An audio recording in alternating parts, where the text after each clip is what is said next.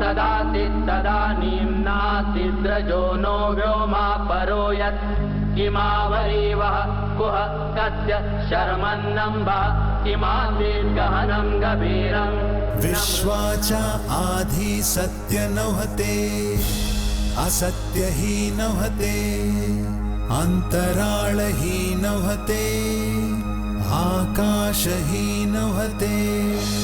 लपले काय होते, कोणी काय दडवले होते, त्यावेळी तर अटळ जलही तरी कुठे होते.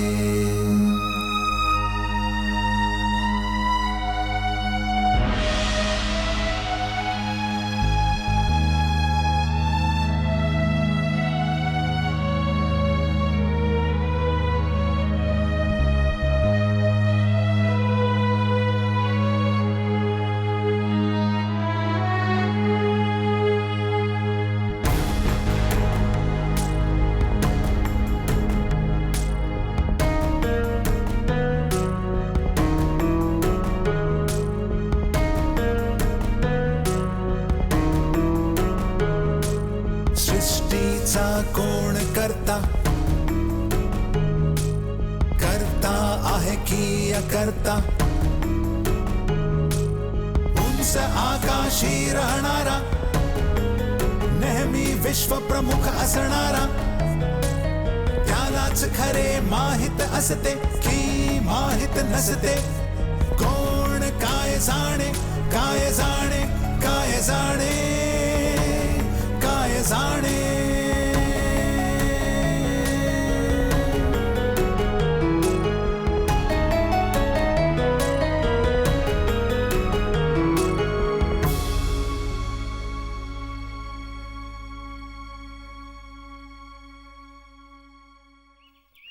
चौथं शतक इसवी सनाची सुरुवात ते आपली 150 वर्ष तरी उत्तरेमध्ये गुप्त वंशाची शक्तिवान आणि खुशाल राजवट राहिली. यापुढे पण 1.5 शतक गुप्तांच्या वारसाने गुप्त राज्य कायम राखलं. नंतर मग गुप्त हमल्यांपुढे असेच कमजोर पडत गेले, मग मात्र घटत घटत गायब होऊन गेले. मध्य आशियातनं आलेले नवे हमलावाले हून पूर्ण बर्बादी करत होते. पण हुनांचं राज्य पण जास्त दिवस नाही चाललं, फार तर 50 वर्ष साधारण. पण त्यांच्यामधले अनेक छोटे मोठे सरदार इथेच टिकून राहिले. मग वेळेवेळेवर सर्व आपल्या शेजाऱ्यांना सत्वत राहायचे. इतकंच नाही, पण ते हिंदुस्थानाच्या लोकजीवनामध्ये एकजीव पण होत गेले. या हुन सरदारांमधून असंच अनेकांनी 7व्या शतकाच्या सुरुवातीमध्ये परत डोकी वर काढली. कनौजचा राजा हर्षवर्धनाने हुनांना चिरडत पूर्ण उत्तर आणि मध्य भारतामध्ये एका ताकदवर राज्याची स्थापना केली. हर्षवर्धन कवी असून नाटककार होते.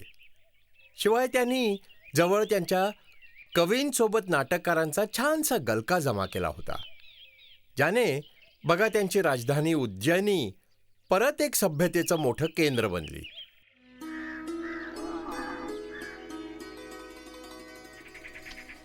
काका, काका,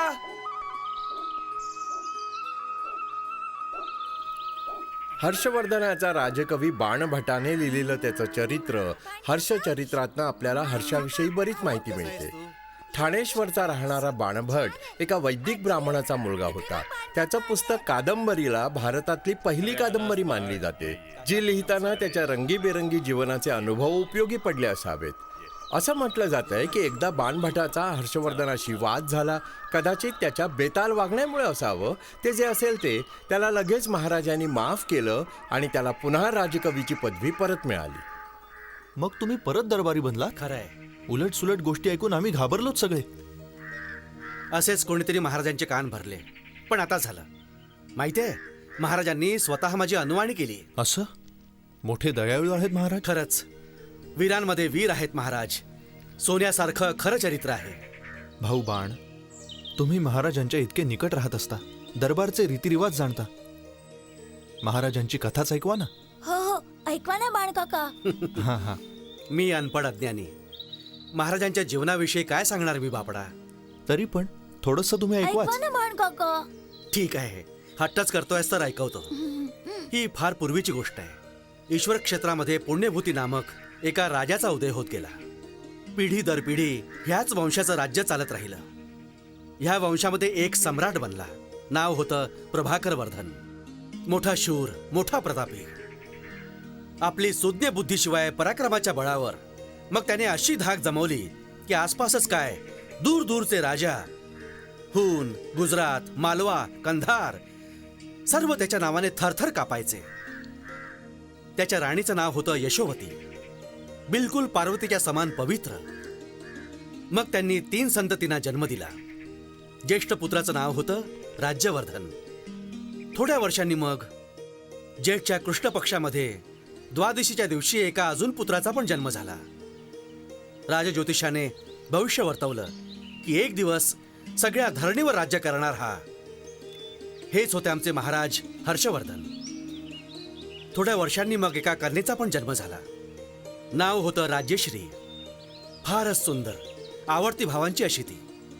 नंतर वयात आल्यावर मग तिचा विवाह मुखरसांचे ज्येष्ठ पुत्र ग्रीहवर्मनांशी केला गेला. या लग्नबंधनाने दोन्ही वंश परस्पर जोडले गेले. एक दिवस प्रभाकर वर्धनाने राज्यवर्धनास पूर्ण खूप मोठं सैन्य दिल्याने हुनांवर आक्रमण करण्यासाठी पाठवलं. आमचे महाराज पण स्वतःच्या सैन्यासकट त्यांच्या मागे गेले. कशासाठी? कोणी मागून आक्रमण करू नये ह्यासाठी. मग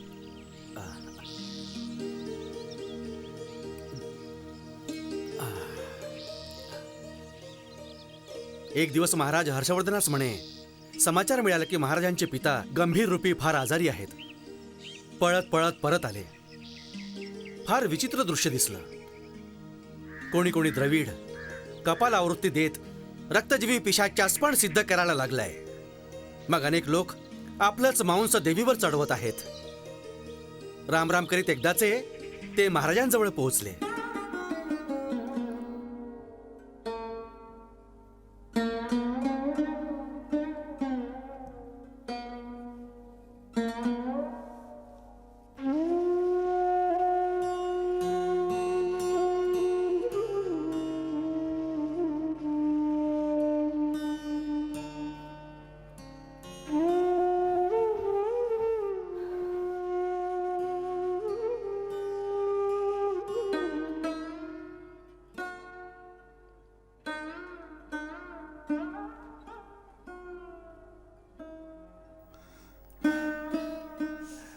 आयुष्यमान भव वत्सा.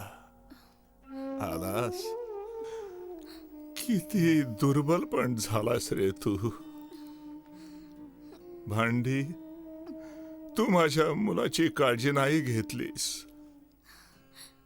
नाही, कष्ट का घेता महाराज? काय करू महाराज? रस्त्यामध्ये युवराजाने अन्नाचा एक कण पण तोंडामध्ये नाही टाकला. नाही, काळजी घ्यायला पाहिजे रे. आता बघ, सगळ्या राज्य कारभाराचा भार तुझ्या खांद्यावर आहे वत्सा.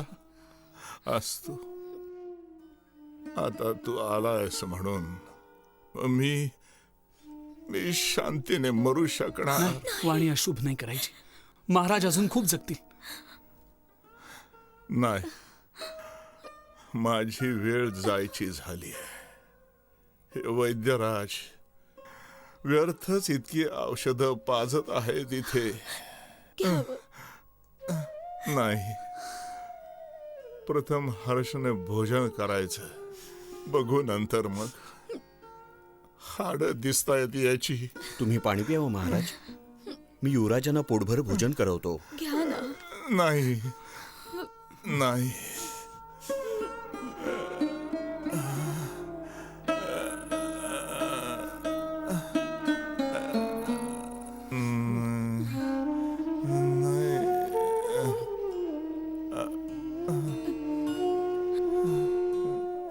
युवराज, युवराज, युवराज. ओरडू नकोस वेडी, राजकुमार झोपले आहेत. मग उठव त्यांना, तेच काही करू शकतात. काय झालं रे? येऊ दे तिला.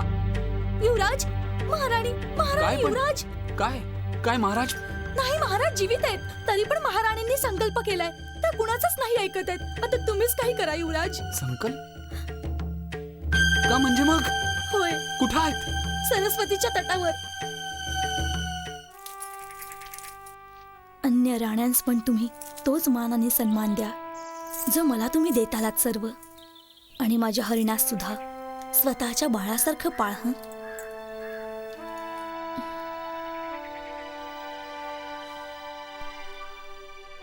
माते, माते, हे काय करतेस तू माते? आम्हाला सोडून निघून जाणार? महाराज असताना देखील. मला सदवा मरायची इच्छा आहे, विधवा होऊन नाही. जगायची इच्छा पण पाप आहे. आणि आम्ही तुमच्या विना कसे राहणार? तुम्हा सर्वांसाठी मी जे म्हणून करू शकत होते केलंय मी. आता मला स्वर्गामध्ये महाराजांच्या आगमनाची सूचना द्यायची. नाही, मला नाही, नको अडवूस. असं करू नका. दया करा आमच्यावर, दया करा. हे काय हर्ष, तुझ्यासारख्या वीराला स्त्रियांसारखं रडणं शोभा नाही देत. काय माझ्या मनामध्ये तुझ्यासाठी स्नेह आणि ममता नाहीये? समजून घे तू. मी बस जे ठरवलंय, जे उचित आहे. नाही, नाही, अडवून माझा अनादर नको करूस हर्ष. नाही.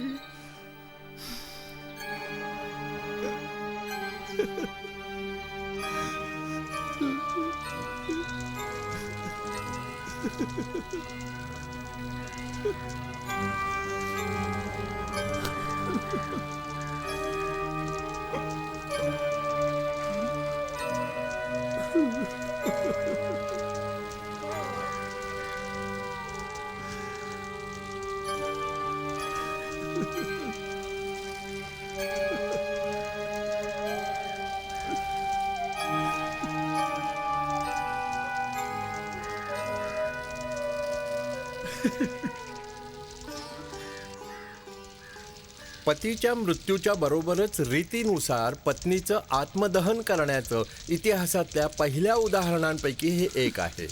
या प्रथेला नंतर सती जाण्याची चुकीची उपाधी दिली गेली. या तथाकथित सती प्रथेचं कुलीन वर्गामध्ये खूपच चलन झालं, ज्यामुळे त्यांची शान वाढली. सती प्रथा सामंती दृष्टिकोनाचा एक पैलू होता, ज्यामध्ये स्वामीच्या प्रती समर्पण हा परमगुण होता. या व्यवस्थेमध्ये स्त्रीचा दर्जा आधीपेक्षाही खूपच खालावला. वैदिक युगीन भटक्या समाजामध्ये स्त्रीला जे स्वातंत्र्य होतं किंवा कौटिल्यच्या अर्थशास्त्रामध्ये जे हक्क स्त्रियांना मिळाले होते, ते पण मनुस्मृती शास्त्राला मान्यता देणाऱ्या सामंती समाजामध्ये हिसकावले गेले.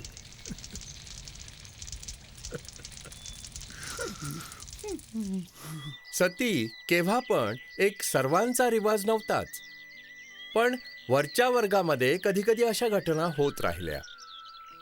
कदाचित ही प्रथा त्या काळी दिसण्यामुळे पसरली.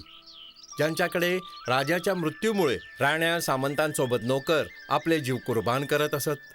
मग महाराणी सती पण गेल्या, जसा चंद्रमा सूर्यामध्ये सामावला असावा. महाराणींनी स्वर्गामध्ये महाराजांच्या आगमनाची सूचना दिली. महाराज पण अखेर गेले. दुःखाच्या संतापाने सूर्य तांबडा होत गेला, अंधार दाटला गेला. राजाच्या दासदासी प्रियजनांनी खूप मनाई करून पण प्राणांची आहुती द्यायला लागले. कोणी पर्वताच्या वरनं उडी घेतली, कोणी अग्नीची भेट बनला. मग काहींनी अशीच गवताचे शय्या घेत भुकेने मरण्याचा निर्णय घेतला. महाराजांवर पण जसा दुःखाचा पहाडच पडला होता. जड मनाने भावाची प्रतीक्षा करू लागले. मनामध्ये विचार आला, अघटित होण्याने राजाच्या कर्तव्यांपासून तोंड नाही फिरवायचं. दुःख आपलं आहे, पण साम्राज्याचा गौरव पण आपलाच आहे. अशी तशी परीक्षेची घडी पार पडली. मग राज्यवर्धन परत आले. कसं एकटं एकटं वाटत आहे. आपण दोघेही अनाथांसारखे बसलो आहोत. राजश्रीला माहीत आहे हे? सूचना मी पाठवली. हर्ष, माझं म्हणणं नीट ऐक आणि विरोध करू नकोस. सांगावं. हे राजसिंहासन तू सांभाळ आता. हे काय सांगताय तुम्ही? तुम्ही परत येईपर्यंत सांभाळायचं होतं. मी ते केलंय. पिताश्रींच्या मृत्यूने माझ्या हात काहीतरी तुटलंय. माझी प्रतिभा, माझ्या उत्साहाला जणू कीड लागली आहे. माझा पराक्रम थकून हरून गेला आहे. शासन आणि सत्तेच्या नावाने मला भीती वाटू लागली आहे. माझ्याकडून कुठली चूक झाली आहे काय? किंवा माझ्या कुठल्या वागण्याने कष्ट पोचले किंवा काय कुणी कान भरलेत तुमचे? नाही, असं नाहीये रे. तर हो,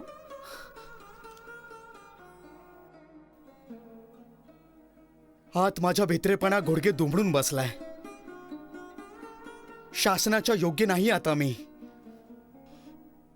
मला दरबाराचा कोलाहल नाही, आश्रमाची शांती पाहिजे.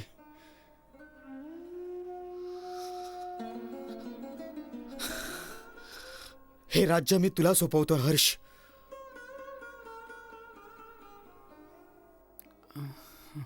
घे बघू, ही तलवार पण घे तू. कोण आहे? क्षमा असावी महाराज, एक खूपच अशुभ समाचार घेऊन आलो. अजून अशुभ का असावं सांग बघू. ज्या दिवशी मोठ्या महाराजांच्या स्वर्गवासाचा समाचार पसरला, बस त्याच दिवशी मालवाच्या राजाने राजा गृहवर्मनांची हत्या केली. हो, आणि राजश्री त्यांना बंदी बनवले महाराज. मालवाच्या महाराजास पण याचं मूल्य चुकवावं लागेल. महाराज, तो आता आपल्या राज्यावर आक्रमण करायच्या विचारात आहे. त्याला मी सोडणार नाही आता. हर्ष, मी आता जातोय. राज्य प्रजेसोबत प्रियजनांसाठी माझे हे अंतिम अभियान होईल. तू गजसेनेसकट सामंतांसोबत इथेच थांब. भांडी आणि अश्वसेना माझ्यासोबत येईल. मी पण येतो सोबत, सदाच येतो. नाही, शत्रू सुद्धा इतकं महत्व देणं उचित नाहीये. पण भाऊ, मी येतोय. हट्ट करू नकोस हर्ष. ह्यावेळी पण विध्वंसाचं नाटक मला एकट्यालाच खेळू दे. पित्याची चिता थंड पण नाही झाली. भाऊ युद्धावर निघून गेला. माता सती गेली. हत्या झाली मेहुण्यांची. बहिणीस बंदी बनवलं गेलं. महाराजांसाठी एक एक पळ एक एक वर्षासमान होत गेली. वाटायचं ते दिसता जसं गजराज जंगलामध्ये हरवला असावा आपल्या टोळीपासून. ना दिवसा चैन ना झोप रात्री. घडीभरासाठी झोपले पण पुन्हा पुन्हा दुःस्वप्न दिसत राहायची. मग राजप्रासादाचे गगनचुंबी स्तंभ पुन्हा एकदा हादरले. एक अजून अपशकुन. खरंच थोड्याच वेळामध्ये धुळीमध्ये लडबडलेला थकलेला कुंतल पोहोचला तिथे. कुंतल कोण? राज्यवर्धनांच्या अश्वसेनेचा नायक. काव, काय युद्ध हरलो? नाही, युद्ध तर आपण जिंकलो. मालवाचा राजा पण मारला गेलाय. मग खाली काही मान. महाराज कुठे आहेत? कुठे आहे भांडी? याचं थोबाड बंद का आहे? तू बोल बघू. बोलत का नाही? तोंड धरलंय तुझं? घाबरायचं नाही. कुठलं पण अप्रिय निर्भय बनून सांग तू. घोडचा राजा महाराजांना फुस लावून आपल्या सोबत घेऊन गेला. मग धोक्याने त्यांची हत्या केली. तुम्ही सर्व काय करत होता? सोबत का नाही गेलात? आम्ही खूप विनंती केली पण त्याने नाही मानलं. एकटेच जाण्याचा हट्ट करत राहिले. काय सांगून तो महाराजांसोबत घेऊन गेला? आपल्या कन्येच्या विवाहाच्या विषयामध्ये. शशांकचे दिवस पुरे होत आलेत. महाराज, मी वर्षांपासून तुमची सेवा केली आहे. पुष्यभूतीच्या वंशजांशी असा व्यवहार मी सहन नाही करणार. हाच समय आहे महाराज जेव्हा तुम्ही योद्धापूर्वक आपलं अधिपत्य जमवायचं. मी सहमत आहे. केवळ गौडच नाही महाराज, अन्य राजांना पण धडा शिकवावा लागेल ज्याने त्यांची शर्यत तुमच्या समोर झुकावी. आणि आमचे पाय चादरीमध्येच राहतील. याचीच मला भीती आहे महाराज. किंतु स्थिती अनुकूल आहे. कन्यकुब्जाचे दरबारी गृहवर्मनांचा आदर करायचे. या कांडाने शशांक त्यांच्या दृष्टीतनं पडलाय खाली. किंतु त्याला घाबरत पण आहे.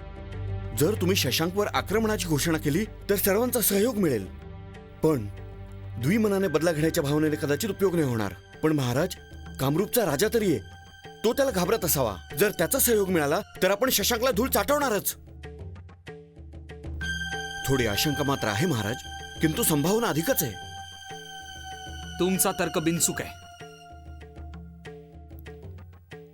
सेनाद, युद्धाची तयारी करा तुम्ही. सर्व राज्यांमध्ये घोषणा करा तुम्ही. राजांनी आपापली अस्त्र किंवा शीश झुकवण्यासाठी तयार राहावं. राजकर चुकवण्यासाठी तयार राहावं किंवा तलवारी काढण्यासाठी. हो आज्ञा महाराज.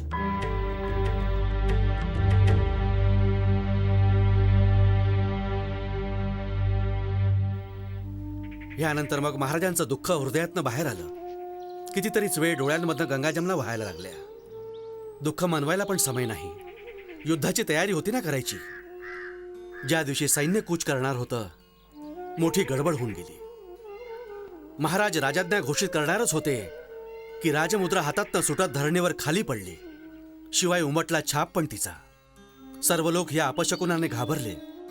महाराजांनी सांगितलं, नाही, हा अपशकुन नाही, याचा अर्थ आहे पूर्ण धरणीवर एकमात्र ह्याच राजमुद्रेचा छाप उमटेल.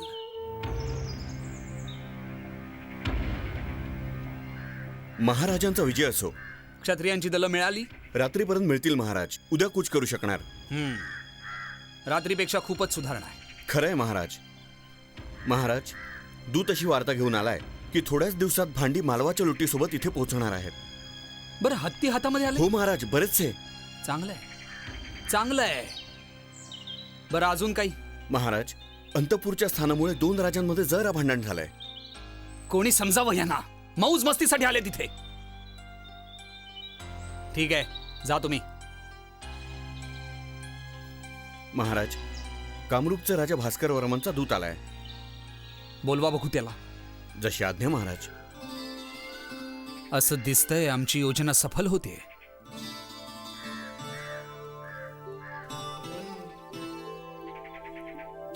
महाराजांचा विजय असो. युवराज कुशलपणे आहेत ना? जी.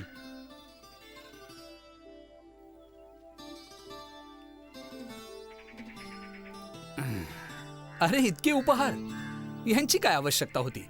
महाराज सकुशल आहेत. आपला संदेश वंशवस्त्रामध्ये सजवून पाठवलाय. वा, खरोखर खूपच सुंदर आहे. आराध्य देवाच्या शिरमाथ्या योग्य जणू. काय संदेश आणला तो? भगवान शंकराच्या चरणांव्यतिरिक्त आमच्या महाराजांच्या मनामध्ये केव्हा कोणाच्या प्रति श्रद्धेचा भाव नाही आला. तरी अशी आकांक्षा संपूर्ण पृथ्वीवर विजय, मृत्यू किंवा तुमच्यासारखा मित्र प्राप्त होण्यानेच पूर्ण होऊ शकते. कामरूप तुमच्याशी मधुर संबंध बनवण्यास इच्छुक आहेत. एका मित्राच्या वेशामध्ये ही सेवकाची विनंती समजली जावी. ह्याच आधारावर जर महाराजांची कृपा प्राप्त होऊ शकेल, मग मी हा संदेश युवराजांना पोचवतो. अन्यथा... अरे, अन्यथाचा प्रश्नच नाही उठत आहे. अशा मित्राचा निरादर मी करूच नाही शकत. माझ्या मित्राला सांगा, जर शीघ्रच भेट होईल तर खूपच प्रसन्नता होईल मला. महाराजांचा विजय असो. कामरूप तुमचे आभारी राहतील.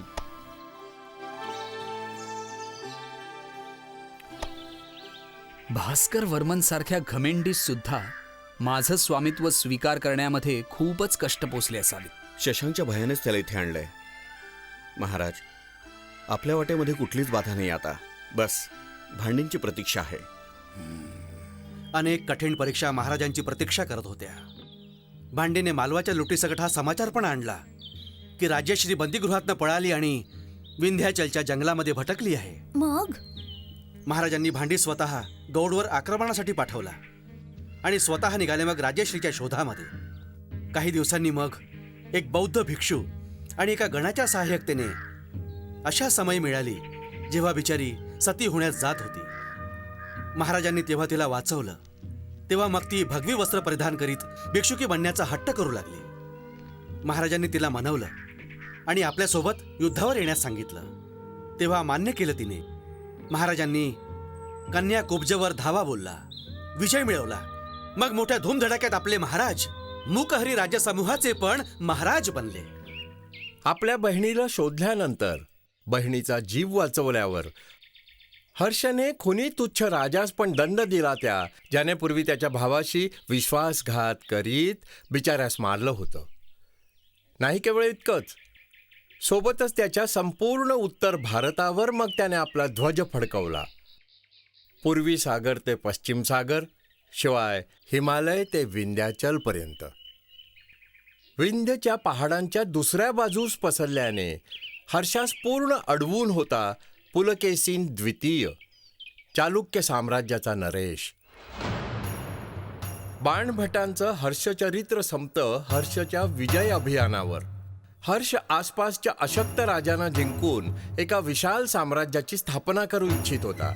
पण त्यावेळच्या आर्थिक आणि राजनैतिक परिस्थितींमध्ये असं संभव नव्हतं. गुप्तवंशीय राजांप्रमाणेच हर्षाने पण एका मोठ्या क्षेत्रावर राज्य केलं, जे सामंती संबंधाच्या एका सैल सूत्राशी जोडलं होतं. हर्ष जास्त करून त्याच्या राज्याचा दौरा करायचा, तो प्रत्येक हालचालीवर नजर ठेवायचा आणि प्रजेचं ऐकायचा. त्याच्या राज्याच्या अखेरच्या दिवसांमध्ये त्याने त्याचा जास्त वेळ छावण्यांमध्येच घालवला. हर्षच्या युगामध्येच चीनी यात्री ह्युआनसांग भारतात आले. मग जो सफरनामा परतीच्या वेळेस त्यांनी लिहिला त्यावरून आपल्याला जुन्या युगातल्या भारताच्या विषयामध्ये बरीच खूप माहिती कळते. हो, ते एक बौद्ध भक्त होते. शिवाय बौद्ध मठांच्या तीर्थस्थानांची यात्रा करायला आणि त्याबरोबर बौद्ध सूत्र जमा करण्याच्या इराद्यानेच ते इथे आले. हर्षवर्धनशी हुआनसांगची पहिली भेट म्हणजे एक नाटकी घटना होती. ते त्यांच्या लेखांमध्ये हर्षला शिलादित्य आणि कामरूप नरेश भास्कर वर्मनला कुमार म्हणून संबोधतात. त्या स्वतःच्या शब्दांमध्ये, कान्यकूपचे राजा शिलादित्यानी 30 वर्षांच्या लढायानंतर शांतीपथाचा स्वीकार केला. धम्माचे विचार फैलावण्यामध्ये ते इतके व्यस्त राहिले की खाणं पिणं झोपणं सुद्धा विसरले. जेव्हा मी नालंदाहून कामरूपचे कुमार भास्कर वर्मनच्या आग्रहामुळे त्यांच्या राज्यामध्ये गेलो आणि राजा शिलादित्यानं ह्याचा पत्ता लागला की मी कुमारांकडे आहे, तेव्हा त्यांना आश्चर्य झालं आणि त्यांनी कुमारनं आदेश पाठवला. मी अनेक वेळा चीनी आचार्यास निमंत्रण पाठवलंय, पण ते आले नाहीत. आता ते तुमच्याजवळ कसे काय गेले? त्यांना त्वरित माझ्याजवळ पाठवलं जावं. कुमारनी उत्तर पाठवलं, मी स्वतःचं शीर कापायला तयार आहे. चीनी आचार्यांना नाही पाठवू शकत. हे ऐकून राजा शिलादित्य खूपच क्रोधित झाले आणि दुसरा आदेश पाठवला, दूताकडून त्वरित तुमचं शीर कापून पाठवून द्या. हे ऐकताच कुमार घाबरले आणि मला सोबत घेऊन राजा शिलादित्यांजवळ पोहोचले.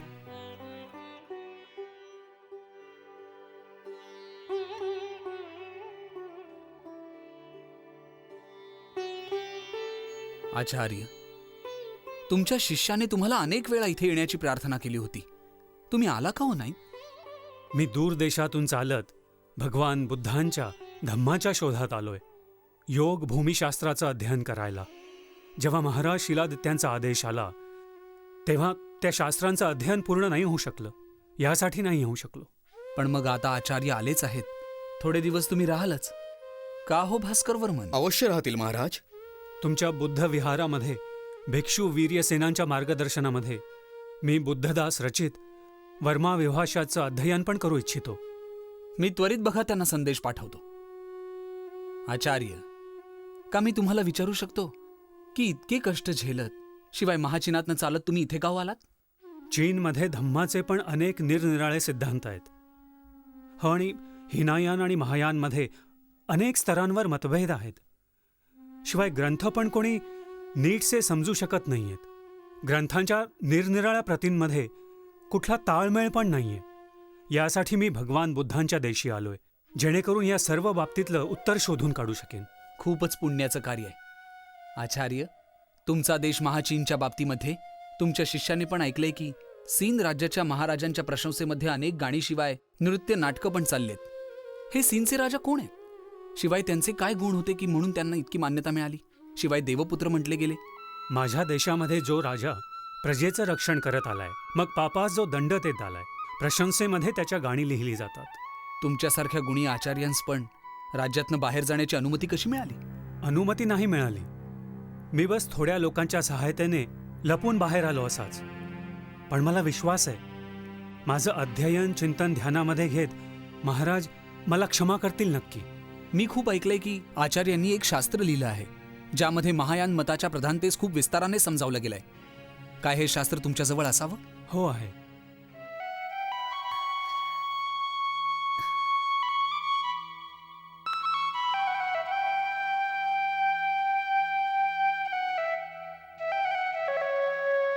वा, असं सांगतात जेव्हा सूर्योदय होतो तेव्हा काजव्याचा उजेड मंद पडत असतो. हे वाचल्याने तुमच्या शिष्याची आस्था वाढेल. तरी हिमायान मतवाले हे इतक्या शीघ्र नाही मानणार. मी एक संमेलन आयोजित करतो ज्यामध्ये श्रमण ब्राह्मण मग निग्रंथी यांना पण एका स्थानावर एकत्र करतो, म्हणजे महायान मताच्या प्रतिभेस महत्त्व मिळावं. शिवाय आमच्या आचार्यांच्या गुणांस पण सर्वांची मान्यता मिळावी. गंगा नदीच्या किनारी महाराजांनी विशाल बौद्ध विहार बनवला आणि त्याच्या पूर्व बाजूला एक उंच स्तंभ उभा केला ज्याच्यावर भगवान बुद्धांची सोन्याची मूर्ती स्थापित केली गेली. याच्या जवळ संमेलनासाठी छप्परदार मंडप सजवले गेले जिथे हजारो लोक बसू शकत होते. 18 देशांचे राजा आले. हजारोंच्या संख्येने ब्राह्मण, निग्रंथी आणि श्रवणांनी भाग घेतला. पण महायान मताच्या श्रेष्ठतेला कोणीच आव्हान नाही देऊ शकला. महाराज शिलादित्य पण फारच प्रसन्न झाले. आचार्य, तुम्ही कुधर्मीयांस योग्य असा मार्ग दाखवलाय. माझी इच्छा आहे की तुम्ही माझ्या या छोट्याशा भेटीचा स्वीकार करावा आणि महायान देव ही उपाधी पण. महाराज, या संपत्तीशी माझं काय काम? तुम्ही दानामध्ये द्यावी. महाराज, महाराज, दया करा महाराज. अनर्थ झालाय. दोन्ही छपरांना आग लागली. विहाराचं मोठं दार पण नष्ट झालं महाराज. कोणी केलं हे? हे त्या अधर्मीचं काम आहे महाराज. आपल्या पराजयावर क्रोधित होऊन आग लावली त्यांनी. हा तोच दुष्ट आहे महाराज ज्याने आग लावली होती. मी तुझं काय बिघडवलं होतं म्हणून तू हे पाप केलंयस? मला क्षमा करावी महाराज. मी फार वाईट कर्म केलंय. सर्व अधर्मीने मला उत्साहित केलं, मग मी राजद्रोहाचं महापाप करून बसलोय महाराज. असं करण्यास का प्रोत्साहित केलं तुला त्या अधर्मियांनी? तुम्ही सर्व श्रवणांस इतका मान दिला. चिनी आचार्यांना तर ते म्हणतात की डोक्यावर चढवून ठेवलंय, म्हणून ते असूये पोटी क्रोधित बनले आणि मला बिचारायला पकडला. तेव्हा मी अग्निबाण चालवून आग लावून टाकली. माझ्यावर दया करावी महाराज, माझ्यावर दया करावी. महाराज, ह्या धर्मीस तुम्ही दंड द्या, प्राणदंड. नाही, प्राणदंड देणं बौद्ध धर्माच्या नीतीच्या विरुद्ध होईल. त्या सर्वांस पण राज्याच्या बाहेर हकला, शिवाय याला पण.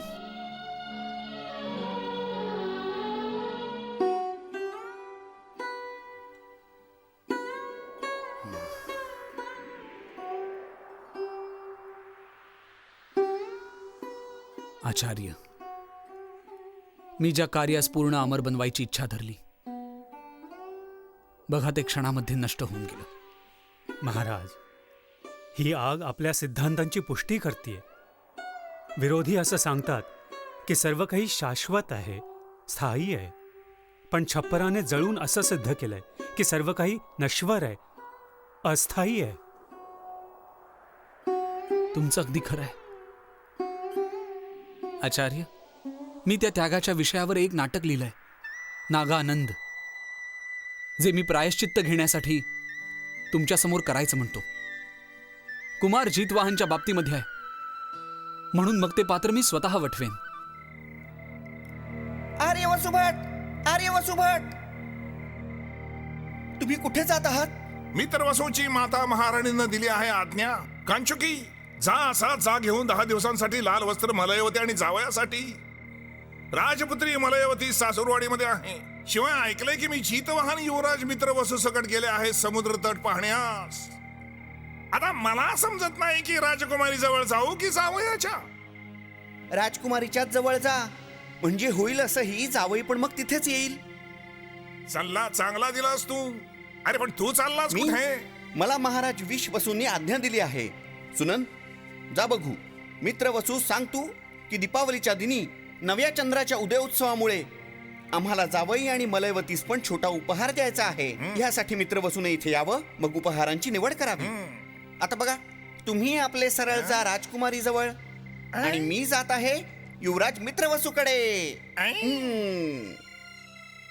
शीघ्रता करा कुमार, शीघ्रता. समुद्रामध्ये भरती येण्याचा समय होत आलाय. तुझं अनुमान खरंय. उंच जलगजराजांच्या मस्त लाटा उफाळल्या. कान फाडणाऱ्या या मोठ्या नादाने पर्वत गुहा पण होतात ध्वनीत. वाटायला लागतं असं, बघा हो, असंख्य शंख भरीत पूर्ण भरती आली आहे. अरे ती आलीच आहे. अगदी खरोखरच आली आहे. लवंगांची पानं खाल्लेल्या हत्ती आणि मगरींच्या श्वासाने सुगंधित समुद्र जलाची ही भरती रत्नांची चमक असल्याप्रमाणे सुंदर दिसत आहे. जाऊ ह्या रस्त्यावरून ज्यावर आपटणार जल निश्चितच सोडून जायचं, मग फिरू मलय पर्वताच्या शिखरावर. मित्रवसू, बघ तू, शरद ऋतूच्या कारणाने सफेद मोठ्या ढगांनी घेरलेले मलय पर्वताचे हे उंच शिखर होत आहेत शोभायमान, हिमालयाच्या समान. कुमार, हे मलयाचे मोठे शिखर नाहीयेत. हा म्हणजे ढीक आहे सर्पांच्या हाडांचा. ओ, दुःख आहे. कसा एकत्रच मृत्यू पण त्यांना मिळाला. एकाच समयी ह्यांचा मृत्यू नाही झालाय. तू ऐक की हे कसे निर्जीव बनलेत. हे खूप पूर्वी वनितापूर्व गरुड दररोज आपल्या पंखानं हवेने समुद्र जलाला हटवीत सर्पांना काढीत पाताळातनं खात असे. ओ, खूपच वाईट काम करायचा तो. नंतर मग? तेव्हा सगळा नागवंश नष्ट होण्याच्या भीतीने नागराज वासुकीने गरुडास सांगितले. काय सांगितलं? काय प्रार्थना केली की पहिलं मला खा? नाही. तर मग म्हणाले ते असं, भयाने आक्रमणाच्या तुझ्या पडत असतात गर्भ हजारो नागस्त्रियांचे.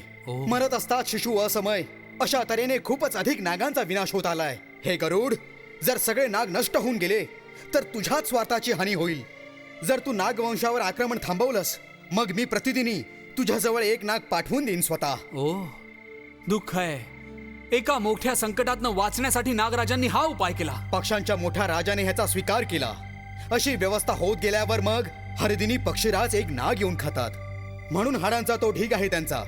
हा प्रतिदिन वाढत आहे, वाढतच चालला आहे, वाढत जाईलही, उज्ज्वल हिमालयासारखा. अपवित्र वस्तूंचं जे स्थान, कृतघ्न शिवाय नश्वर शरीरासाठी मूर्ख पाप करीत राहतात. कशी केव्हाच संपून न जाणारी विपत्ती नागांवर ही बरं आली आहे. किती छान होईल जर मी माझं शरीर अर्पण केल्याने एका नागाचं पण जीवन वाचवू शकलो.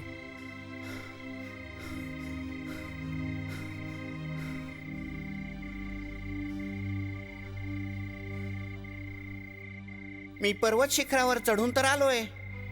आता मी युवराज मित्रवसूला बघतो.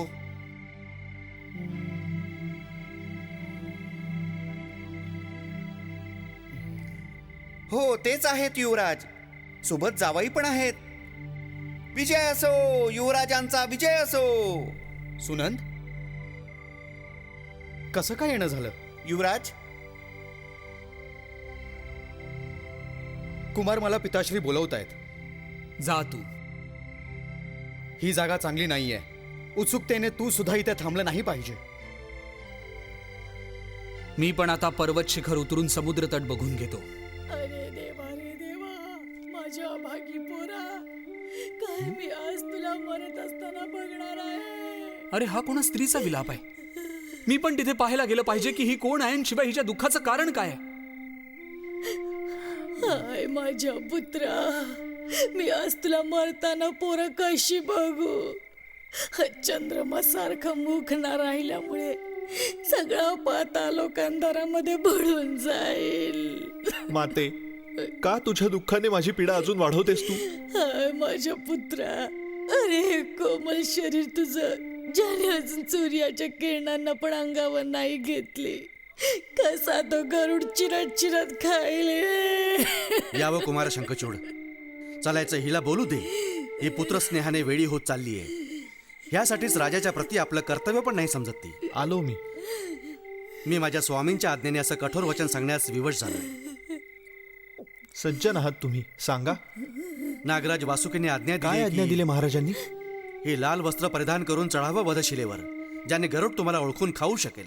काय या भोळ्या जीवास मग वासुकीने गरुडाचं भोजन बनवत पाठवलं आहे? याचा स्वीकार करा शंखचूड.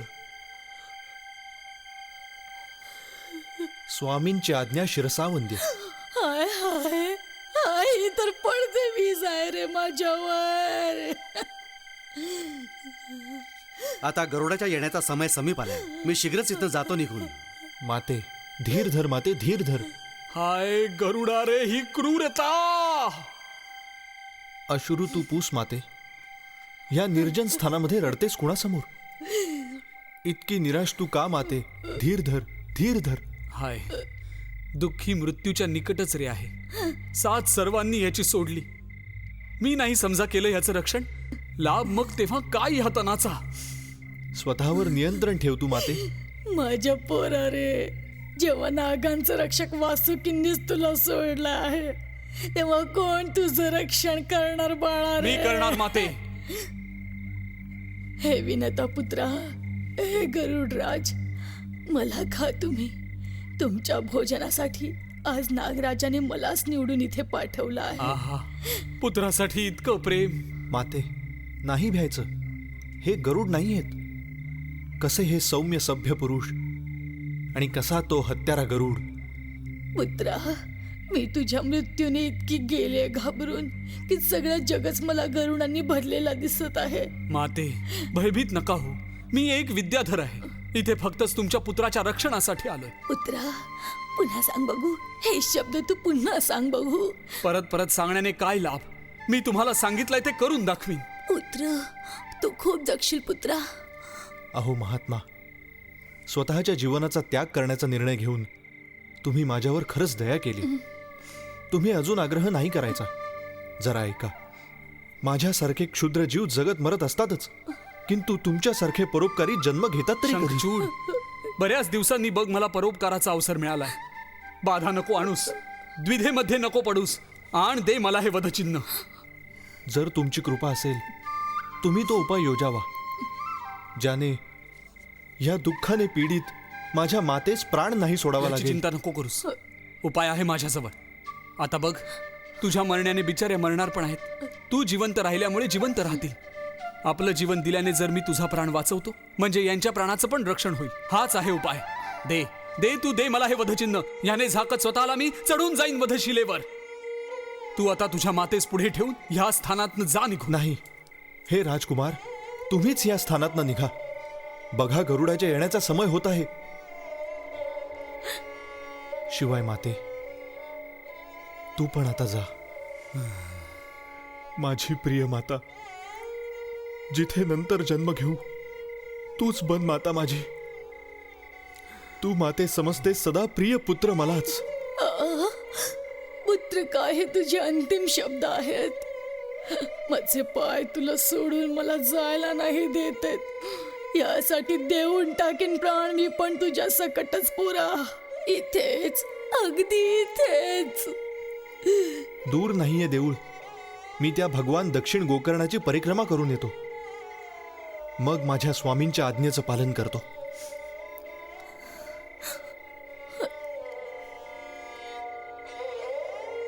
माझी इच्छा पूर्ण व्हावी यासाठी मी काय करू?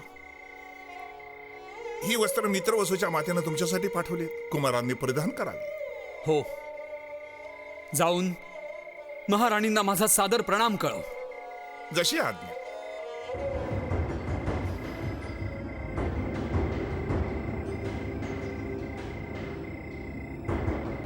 लाल वस्त्र बरोबर आलीत, ठीक समयावर. देत आहेत आनंद मला, जेव्हा देत आहे प्राण मी कुणाचं रक्षण करीत. मलय पर्वताच्या शिला उडत आहेत, येत आहे गरुड जणू सांगत आहेत. यासाठी येईल परत जोपर्यंत शंखचूड, चढतो मी वधशिलेवर शीघ्रच. ओ, आलेच आहेत गरुड राज, मी गुंडाळतो स्वतःच लवकर.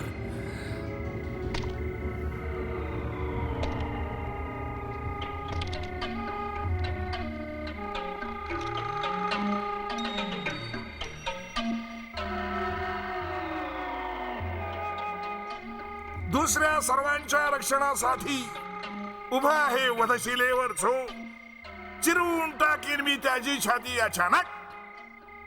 चोचीने माझ्या लाल कपड्यांनी झाकलेला तो आता असा दिसत आहे, जणू माझ्या भीतीनं त्याचं हृदय सध्या फाटत आहे.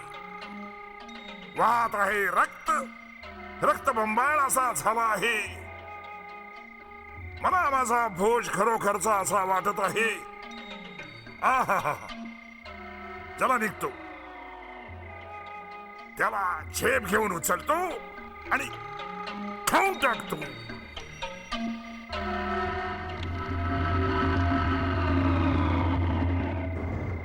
नगाऱ्यांचा ध्वनी, पुष्पवर्षा, स्वतःच्या मधाळ सुगंधानं भ्रमणास आकर्षित करणारी पुष्प वृष्टी का बरं होते आकाशातून? स्वर्गाच्या नगाऱ्यांचा ध्वनी का होतोय प्रतिध्वनीत सर्व दिशांनी? हा दुसऱ्या नागांचं रक्षण करणारा नाग, हा तर खूपच जड आहे. अवश्य हा माझी भूक दूर करू शकणार आहे. चला, याला मलय पर्वतावर जातो घेऊन, मग तिथे जसा वाटेल तसा खातो याला.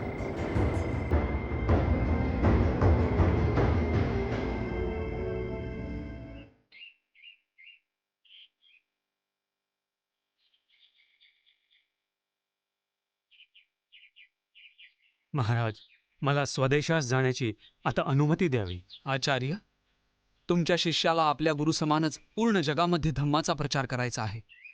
हो, पण तुम्हास परतीची इतकी उत्सुकता का बरं? जर आचार्य आमच्या देशामध्येच वस्तीस राहिले तर मी त्यांच्या नावाने पूर्ण 100 विहार स्थापित करण्यास तयार आहे. जर तुम्ही मला चीन जाण्यापासून थांबवलं, मग अगणित शिष्य धम्माच्या ज्ञानापासून वंचित होऊन जातील. जर अशीच आचार्यांची इच्छा आहे, मग ठीक आहे. तुम्हाला यात्रेसाठी काय काय सामान पाहिजे, मला आज्ञा द्या. मला काहीही नको महाराज.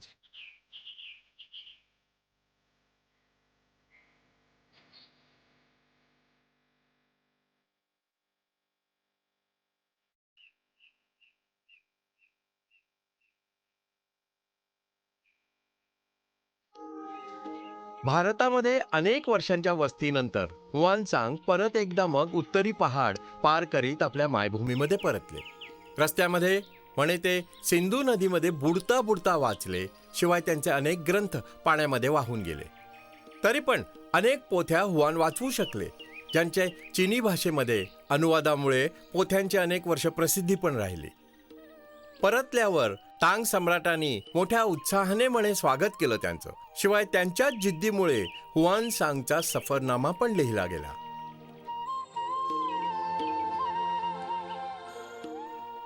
इसवी सन 648 मध्ये हर्षचा मृत्यू झाला.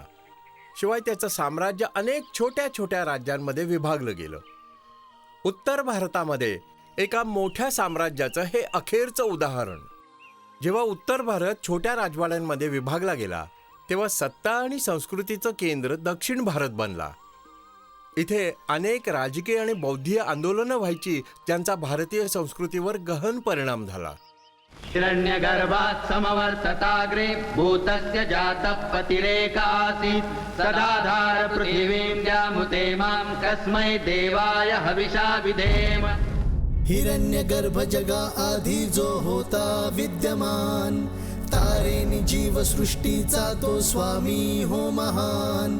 धरती आणि अस्मान ज्याने केले हो धारण, कर्वशा कोणत्या उपास दैवाचे आवाहन. ज्या तत्वामुळे तेजोमय हे अंबर, पृथ्वी हिरवीगार आणि स्थापित सुंदर. रविनी स्वर्ग झाले अंतराळी सुस्थिर, कर्वशा कोणत्या उपास दैवाचे आवाहन. गर्भात अग्नीच्या कारण निर्मित करून रण, वरती खाली सगळीकडे जल होते व्यापून. जागून राहिले होते जे प्राण बनून, कर्वशा कोणत्या उपास दैवाचे आवाहन. कर्वशा कोणत्या उपास दैवाचे आवाहन.